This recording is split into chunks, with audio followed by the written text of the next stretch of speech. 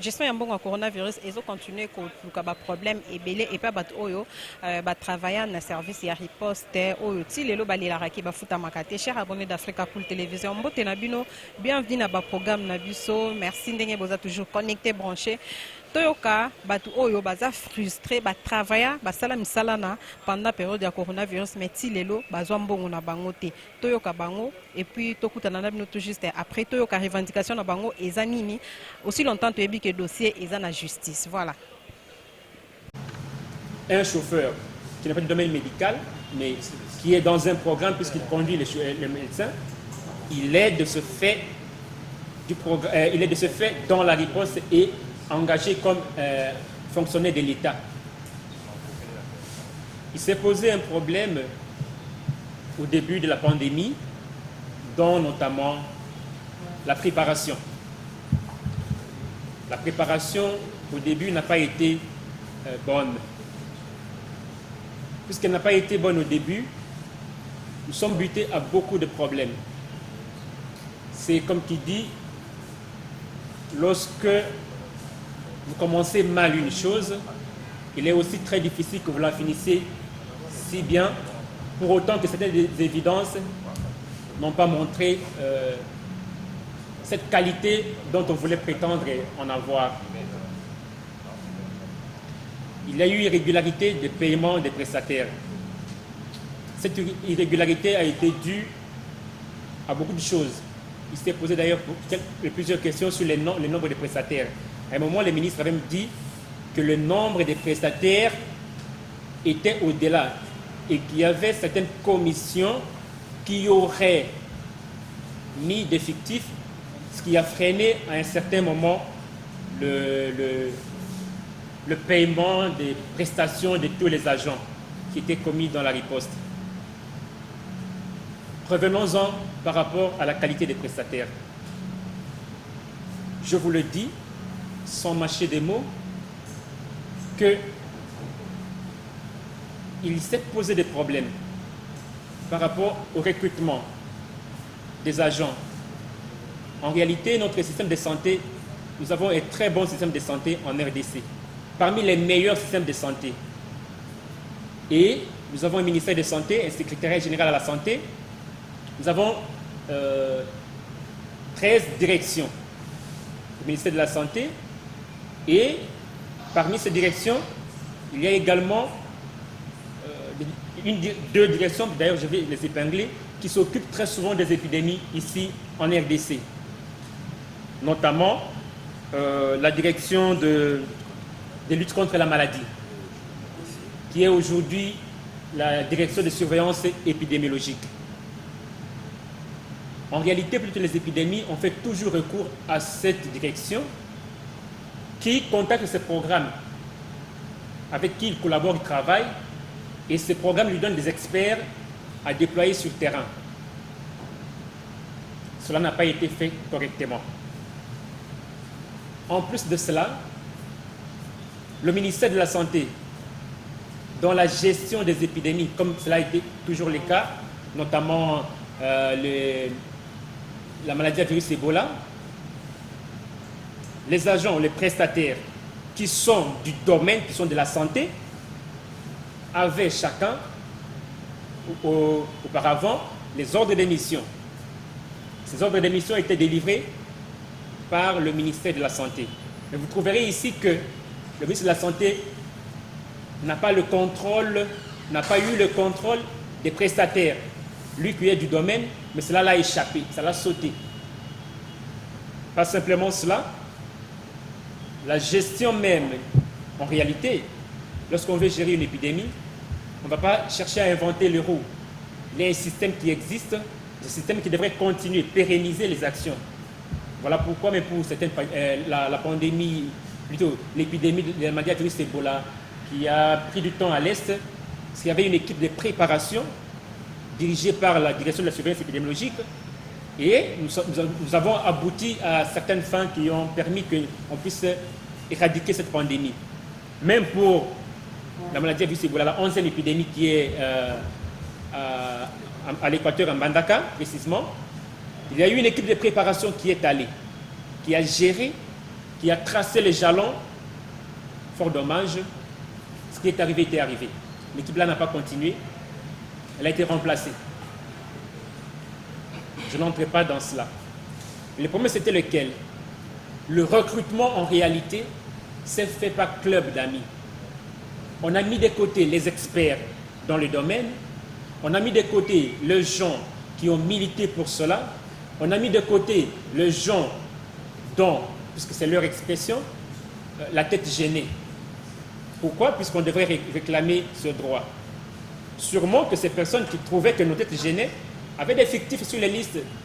Il y a des gens qui n'ont jamais été dans. Quelqu'un qui est dans la riposte, il n'est pas agent de l'État ou fonctionnaire de l'État, il n'est pas non plus corps médical, quand je dis corps médical, infirmier, laborantin ou médecin.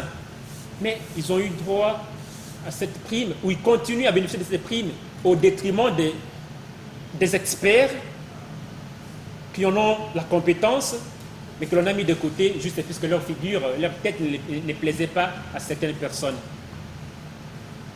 Je m'en vais vous dire que pendant cette pandémie, parlons de la pandémie de la Covid-19, il y a eu pas mal d'agents qui ont été contaminés. Beaucoup ont trouvé morts, puisqu'il fallait sauver des vies. C'est le métier noble de tout un médecin que nous sommes, corps médical plutôt que nous sommes. Cela a été un métier et nous avons prêté serment pour cela. Nous ne pouvons pas quand même dire que nous devrions réclamer d'abord l'argent avant de prendre en charge les malades. Mais puisque au départ, la prémisse a été mauvaise, la conclusion en découle ainsi. Plusieurs sont morts, comme je l'avais dit. Plusieurs ont été contaminés. Il y a une indifférence totale. Puisque la gestion a été très calamiteuse, la gestion des prestataires, qui pour certains d'ailleurs, jusqu'à aujourd'hui, reste impayés.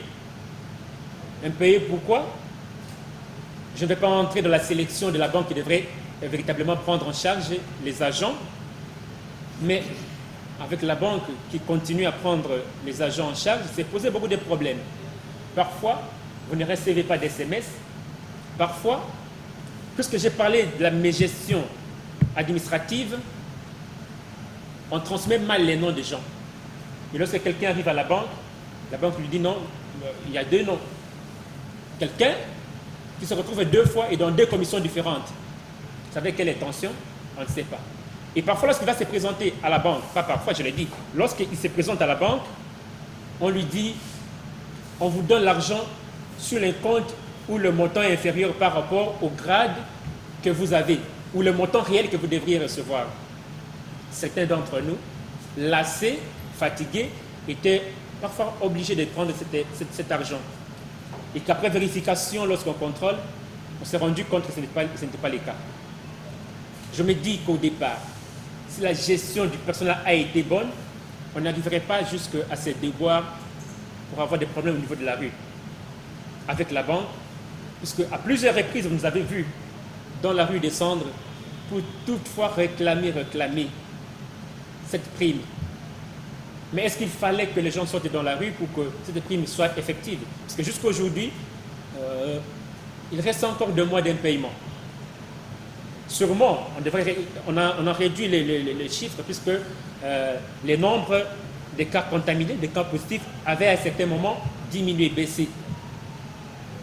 Mais comment allez-vous demander à un agent qui a travaillé durant tout son temps, durant 5 mois, 6 mois, vous le remerciez sans l'avoir ne serait-ce que payé en totalité? Moi, je sais toujours que pour envoyer quelqu'un, si vous voulez vraiment vous débarrasser d'une personne,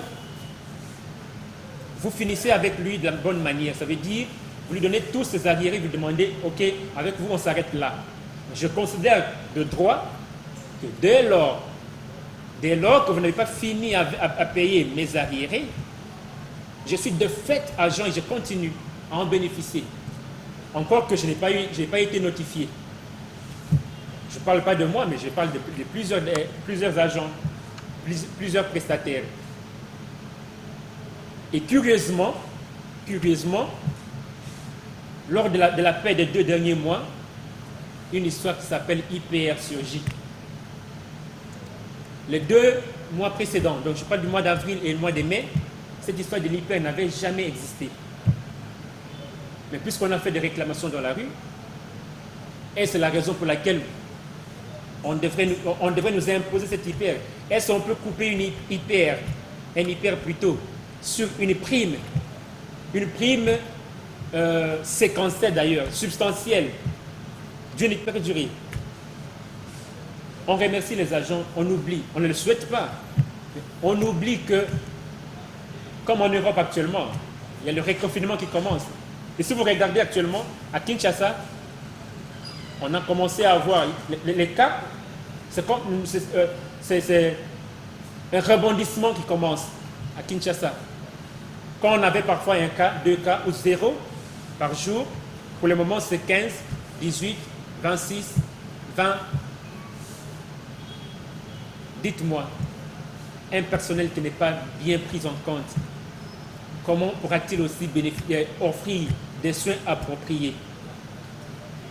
C'est peut-être sur ces points-là que nous avons bien voulu échanger avec vous, faire cette dénonciation, parce qu'en réalité, un chercheur reste chercheur et un spécialiste en domaine épidémiologique plutôt, reste dans ce domaine. Je pense bien que ne peut gérer une épidémie que celui qui est bien rodé en la matière, et que cela resterait d'ailleurs sous l'apanage du ministère de la Santé qui connaît comment il peut gérer tout ce qui lui est à sa charge. Fort dommage, ça lui saute à la tête. Parce qu'à un moment, quand on a posé la question de savoir, mais on nous a dit que vous ne voulez pas de certaines têtes, voilà pour qui sont remplacés. Et lui s'est dit, je ne connais même pas. Ça lui passe. Comprenez comment cette gestion découle de tout ce que nous sommes en train de vivre en ce jour. Nous ne souhaitons pas le malheur pour notre pays, nous avons prêté serment pour cela, mais nous voudrions que les choses aillent de mieux et qu'il y ait cette bonne conscience d'éviter en sorte de léser certaines personnes. On ne vient pas se faire des cadeaux. Nous devons transcender cette culture des clubs d'amis, clubs familiales, pour que la méritocratie puisse prendre place. Je vous dis et je vous remercie. Alors, nous avons commencé la préparation avec la direction de la surveillance épidémiologique. Je suis contributeur et personne aux ressources. Nous avons rédigé ce qu'on appelle la feuille de route de 3 500 000 pour préparer 4 villes. Comment on peut, à quand d'une alerte, là on parlait seulement d'une alerte, comment on peut agir. Nous avons fait un plan pour la simulation. Lorsqu'on devait avoir 0 cas dans la ville, comment on pouvait se tenir. Nous avons identifié même les structures d'isolement. Et toute cette préparation a été faite avec la direction de la surveillance épidémiologique. Pendant qu'on avait été, on était en train de se préparer, il y a le 10 mars, le premier cas de Covid confirmé en RDC, un cas importé. Alors, à ce moment-là, soudain, nous sommes dans la riposte. On fait venir le comité technique, le comité multisectoriel de la lutte contre la Covid. Et même l'incident manager qui était là, et même celui qui était commis à la surveillance, tous les présidents des commissions, on les avait tout simplement changés. À ce moment-là, vous allez comprendre avec moi qui est responsable de cette situation. Parce qu'au moment où je vous parle, le ministre ne sait pas gérer cette épidémie parce qu'ils ont créé des organes budgétivores. Bien entendu, il y a le conseil consultatif, il y a la task force et aussi le comité multisectoriel ici. Les prestataires engagés dans la riposte ne connaissent pas auprès de qui ils peuvent s'adresser pour avoir des solutions à leurs problèmes. Conséquence, nous sommes à la quai de l'épidémie, ils ont décidé de réduire les effectifs. On trouve toutes les personnes qui ont osé réclamer leurs droits retirés des listes. Toutes les personnes. Et dans cette liste, vous êtes des journalistes d'investigation, vous allez trouver que même les soi-disant, les personnes, ressources, contributeurs, sont retirés de la liste de la riposte. Pour tout simplement, les gens ont des intérêts, ils réfléchissent avec le cerveau et non avec le cœur. Alors, tous ces genres de comportements, nous avons voulu dénoncer cela. Qu'on remette tous ces gens-là dans les listes.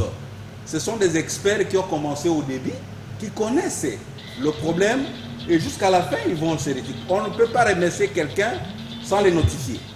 Ça, c'est un arbitraire. Et on prend les jeunes gens qui viennent de l'école, parce qu'ils sont médecins, ils sont infirmiers, ils sont ceci. On remplace par des experts, les gens qui ont fait, qui ont des matricules, qui ont des fonctions. Ils sont là, remerciés comme ça, on dit non, on ne vous paye pas parce qu'on a réduit les effectifs. Donc, je voulais marteler sur ce problème-là. La responsabilité, ce n'est pas à nous. C'est à vous de chercher à comprendre, à travers l'économie générale de notre exposé, qui est responsable de cette anarchie. Je crois que par rapport à cette question, j'étais clair. Sur le revenu salarial, ça veut dire quelqu'un qui est engagé chez l'État, qui est à la fonction publique, c'est sur son salaire que l'on coupe, chez nous c'est 15%, je pense, que on lui coupe 15% de son salaire. Fort dommage, la plupart d'ailleurs, des agents, puisque le recrutement il a été tel qu'il a été, la plupart d'entre nous, la plupart des prestataires ne sont pas engagés à la fonction publique. La plupart des prestataires ne sont pas primés en tant qu'infirmiers, médecins ou quoi que ce soit. Et la seule petite prime qui pouvait lui servir pour répondre à certains de ses besoins, c'était cette prime allouée à la Covid-19. Dommage que les 2 premiers mois, on a oublié cet IPR, et c'est simplement au cours de la pandémie que cette histoire d'IPR surgit ex abrupto comme ça. On nous dit c'est l'IPR. Mais revenons-en quand même. Combien d'entre nous ici, combien de tous ces prestataires sont payés? Si déjà quelqu'un qui est matriculé, on lui coupe sur son salaire en tant que fonctionnaire de l'État. Vous venez encore lui couper sur la prime allouée à la Covid. Donc cette personne-là subit doublement cet IPR. Et même la prime comme médecin, d'ailleurs on en coupe. Donc il subit, si pas triplement, alors il en subit doublement. Ok, cet argent-là, quelqu'un qui n'est pas encore engagé, puisqu'il a été pris de façon comme ça, vous lui coupez cet IPR, il servira en quoi? Quand est-ce qu'il en sera bénéficiaire? Parce qu'il n'a jamais été engagé. Il travaille, il s'est retrouvé comme un cheveu dans la soupe. Dans la riposte, c'est comme contre la Covid-19. Nous voudrions un peu savoir, cet argent que l'on nous a coupé, il est logé où? S'il doit être logé, sûrement, il doit être logé dans une rubrique du ministère de la Santé, normalement, puisque c'est de l'argent sorti pour le fonctionnement ou pour les prestataires de la Covid. Lorsqu'on en coupe, on devra les loger quelque part. C'est quelque part, c'est logé normalement au niveau du ministère de la Santé, qui en connaîtra comment il devra en faire bon usage. Le ministère de la Santé, on n'en connaît pas. À qui a servi cet IPR? Où on l'a logé? Si on peut avoir, vous allez nous aider, que l'instance qui dirige réponde à cette question. À quoi servira cet argent que l'on nous a coupé subitement puisque nous avons réclamé? Il est logé où? Pour quelle fin? Je vous prie également de nous aider à trouver des solutions, à trouver une réponse adéquate quant à ce. Puisque en nous, lorsque nous avons cherché à fouiller, à en connaître, on nous a simplement dit IPR. On vous coupe IPR. C'est vraiment dommage. Oui. Africa cool, et abena cool, ouais. Africa cool, abena cool, le quoi cool matopi, cool. Africa Cool, c'est la destination de prédilection pour une communication optimale. Longo Dianabino Mama. Merci beaucoup. La chaîne Nabiso Africa Cool. En tout cas, les chaînes y a bien. Et puis vous êtes très rapide.